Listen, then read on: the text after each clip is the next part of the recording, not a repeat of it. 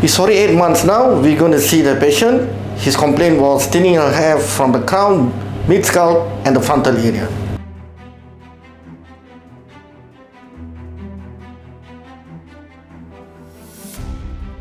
We did the designs around here, and we fill up. The indication is to increase the density, the frontal area, the forelock, the frontal temple angle here, and we can see today it's already 8 months, and the density, the angle, the direction, placement was good, in place correctly, and it looks natural, and we can comb the hair upwards, and it gives the height to frame the face up again.